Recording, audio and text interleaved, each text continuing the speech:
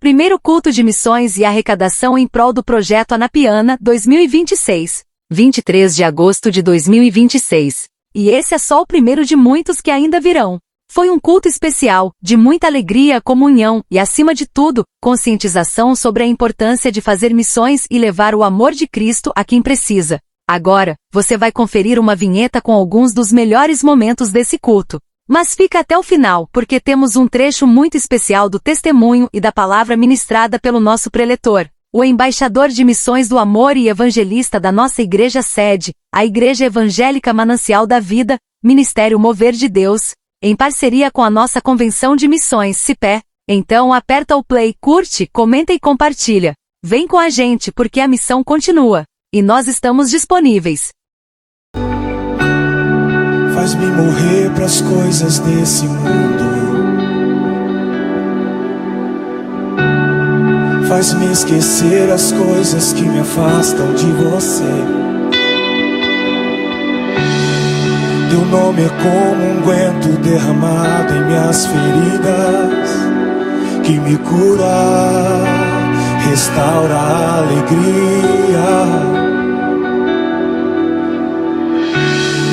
Do teu perdão é tudo que eu preciso. Cura minha alma, restaura o meu sorriso. E quando tu chega, fica tudo colorido. Fica tudo colorido. Faz outra vez. Faz outra vez, faz outra vez, como na primeira vez.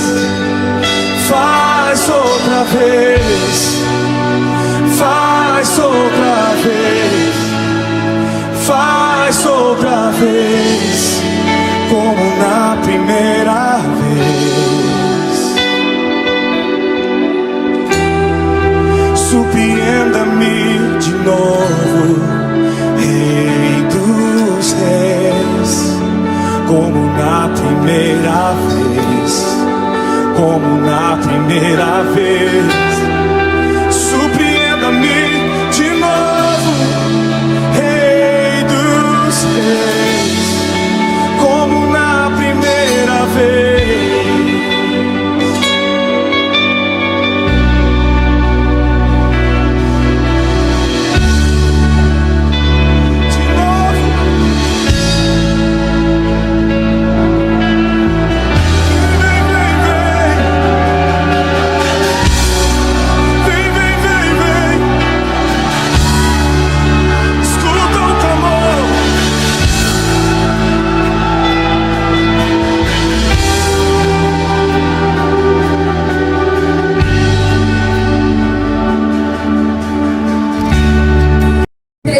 Diferentes, e nenhum deles tolera os cristãos.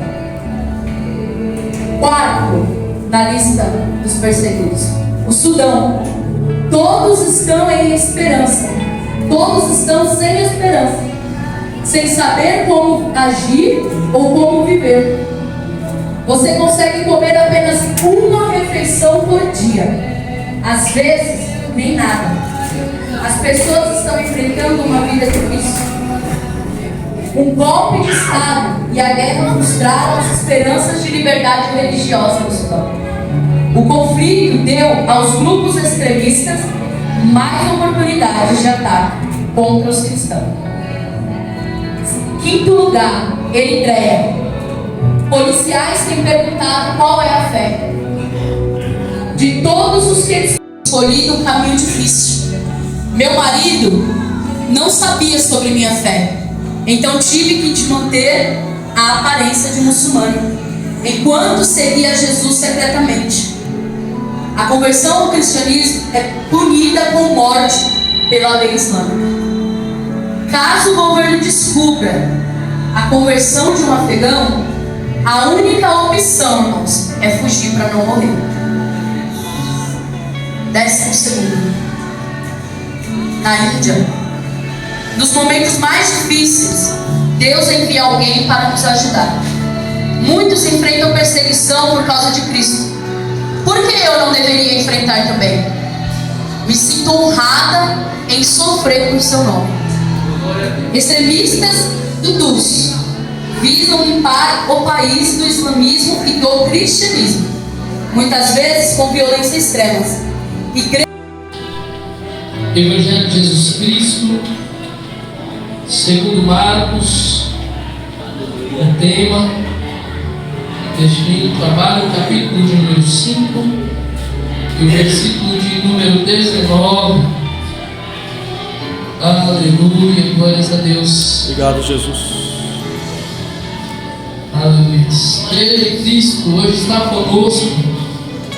As duas moças lindas aqui, ó. Aleluia, glórias a Deus. Glória a Deus. A minha mãe, a igreja já conhece, né? Já faz parte da igreja, e a minha tia Neide. Como que a igreja diz nessa noite? Seja bem-vindo em nome do Senhor Jesus. Volte sempre e traga mais gente. Jesus te ama e nós também. Amém. Muito feliz, nós recebemos este lugar, não é outro lugar, nessa casa do Senhor, amém? Aleluia. Aleluias, glórias a Deus. Capítulo 5 de Marcos, somente o versículo de número 19, a palavra do Senhor vai dizer assim: Jesus, porém, aleluia, glórias a Deus, não lhe permitiu, mas ordenou-lhe: vai para a tua casa, para os teus, anuncia-lhes tudo o que o Senhor te fez e como teve compaixão de ti. No 3, vamos repetir: vai para a tua casa, vai para os teus e anuncia-lhes tudo. 1, 2, 3. Vai para a tua casa, vai para os teus e anuncia-lhes tudo. Amém? Somente que os irmãos podem se sentar, glorificando e bendizendo o Senhor. Glória a Deus. Aleluia, glórias a Deus. Igreja de Cristo, antes de entrarmos no texto, foi falado muito hoje aqui sobre Missão Resgate do Amor e sobre o projeto Anapiana. Alguns irmãos conhecem alguns desses testemunhos no decorrer desses 10 anos, porque o evangelista ele não fazia parte dessa casa, mas sempre eu falava de alguns testemunhos que nós passávamos. E quando nós iniciamos esse trabalho, no tempo oportuno da minha administração, tinha dias, meus irmãos, que nós íamos para o monte, nós combinávamos para orar ali em frente ao supermercado do Atacadão de São Miguel, e nós íamos, no meio do caminho as pessoas paravam, pediam oração. Teve situação que eu me locomovi daqui, da Vitaim, morava 5 casas aqui do lado, fui de ônibus até o Atacadão, chegamos no Atacadão, aí chegou um rapaz evangelista, desceu da estação, lembrando que eu indo fazer a obra, vocês não têm o dinheiro para ajudar a pegar o trem? Amém? Desinterei da condução, dei para ele pegar o trem para ele fazer a obra. Chegamos no monte lá dos Pimentas, do missionário guerreiro, desce do monte e fala: não tem um leite para dar para meus filhos. Desintera mais um pouco o dinheiro da condução de volta para casa e dá um dinheiro pouco para comprar o leite para os filhos. Nós vemos no caminho cansado, fadigado, e Deus usa esses homens de Deus. Na época nós éramos jovens, crianças. A situação que foi falada dessa casa que pegou fogo aqui, os irmãos não têm noção do que nós, o campo onde nós entramos para ter esse trabalho. E é uma mulher lá no Atacadão com a barriga desse tamanho, e a barriga dela era tomada de enfermidade, e ela tinha o vírus do HIV, e além do vírus do HIV, ela tinha cirrose. As duas cunhadas tinham cirrose. Era uma situação terrível. E um dia nós fizemos aquela vaquinha para estar conseguindo arrecadar ali, fazer uma cesta básica, R$2 de um, R$5 de outro, R$1 de outro. Nós entramos naquela casa, aquela casa ela tinha a face da morte, um monte de carro quebrado, destruído. E de repente nós oramos e entrou o Felipe com o carrinho de mão. E o Felipe falou assim, ó: Deus vai mudar a minha vida. Aleluia. Meu Jesus. Nós oramos. Passou um tempo, toda a família foi destruída. Mas o Felipe permanece de pé para o reino de Deus. Glória a Deus. No dia que eu falei com essa mulher, da Cirrose, eu e o embaixador Emil sempre fomos parceiros de trabalho ali naquele local. Um dia nós estávamos brincando. E aí o evangelista Emil, ele disse assim: só Deus nas nossas vidas. Aquela mulher, ela parou na porta. E aquela mulher, ela disse bem assim: por que só Deus na vida dele? Deus é nosso Deus que faz milagre. E ela começou a louvar o hino da Aline Barros: remove a minha pedra, me chama pelo nome. Eu fiquei comovido com aquilo, porque eu falei: Senhor, a situação que está essa mulher, e ela está louvando a Deus e dizendo: remove a minha pedra. Ela está dizendo que Deus é Deus na minha vida, sem ter nenhuma enfermidade. Larguei o posto, corri atrás daquela mulher, dei um abraço nela. No momento que eu abraçava ela, que eu dizia as palavras do Senhor, essa mulher chorava e a lágrima caía no meu ombro quente. Trabalhava juntamente com nós. Esteve aqui na igreja um segurança chamado Marcos, apelidado de Montanha. Montanha, ele era gigante. Ele tinha conhecimento de níveis altos, de alto calão, tanto da bandidagem quanto da polícia militar. Era um homem que nós olhávamos para ele e já dizia o apelido Montanha. De repente, quando eu terminei de dar um abraço naquela mulher, que eu vou voltando à porta, encosto no meu posto, e o irmão ali ao lado, o Montanha chega em mim e fala assim: ó, Felipe, chega aí. O que foi, Montanha? Aí, agora eu tenho que me dar um abraço para você ter aquele homem daquele tamanho, no meio do trabalho, as pessoas passando, e nós se abraçamos. Aleluia. O Marcos falou: a partir de hoje eu volto para Jesus. Aleluia. Glória a Deus. O Marcos se reconciliou. Glória a Deus. Não tenho mais contato, mas creio que continua na presença do Senhor. Vamos para o texto. Isso é o pequeno pouco que Deus faz. Porque se não for nós, eu tenho a certeza que os meus filhos, os teus filhos vão pisar lá em Moçambique, viu? Aleluia. Então assista esses vídeos. Eu já pego pelo menos 4 embaixador Emil. Eu não sei como, mas nós vamos pisar lá. Aleluia. Porque Jesus, assim como ele, é ele que dá o direcionamento e fala: você vai ir, e ai daquele que disser: eu não vou ir. Aleluia, glórias a Deus. Mas Jesus também é o barco, porque é ele que é o transporte para levar. Então, se no barco não tivesse Jesus, é óbvio que os apóstolos iriam morrer. Mas com Jesus dentro do barco, pode vir tempestade, pode vir luta, pode vir maremoto, não vai acontecer nada, porque ele é o barco.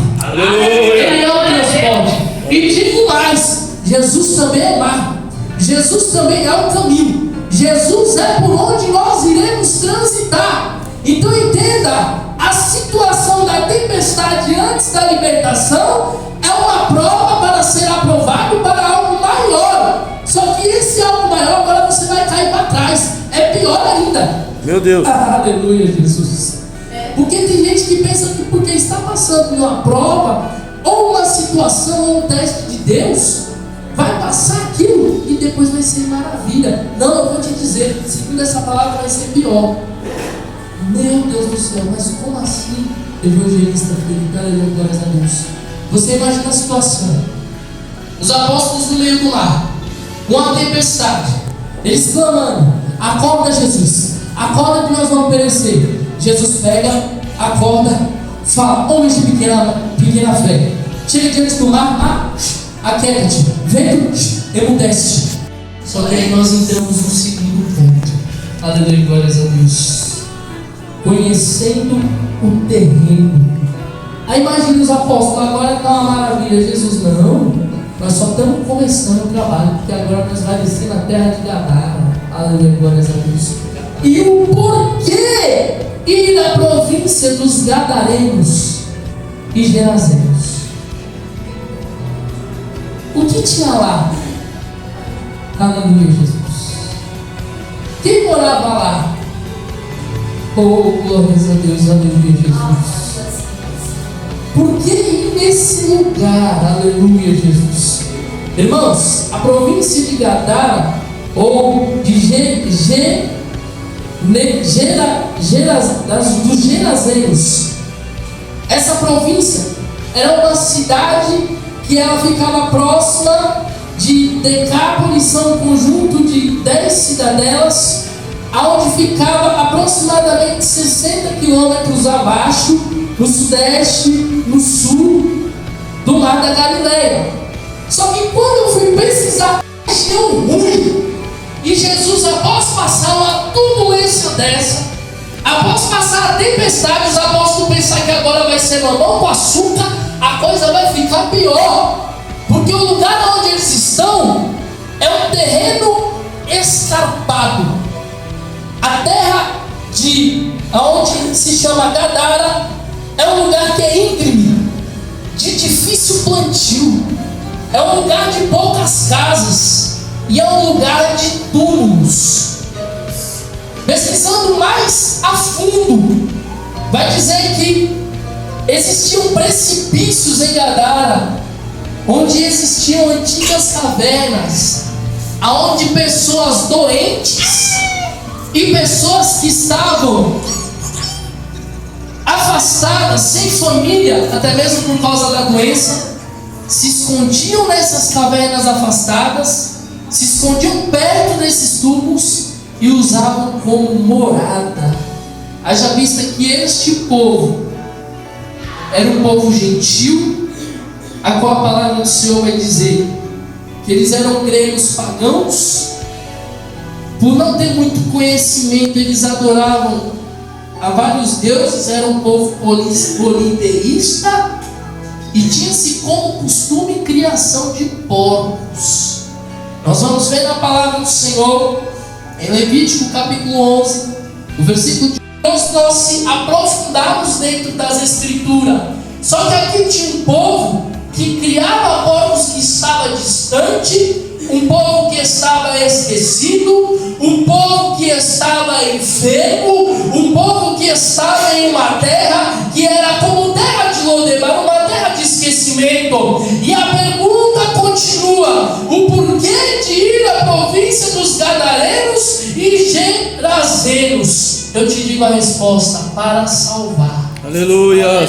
Porque o valor de uma alma para Jesus. Aleluia, glórias a Deus. Glória a Deus. Jesus olha para aquele lugar e fala: aqui vai ser tremendo.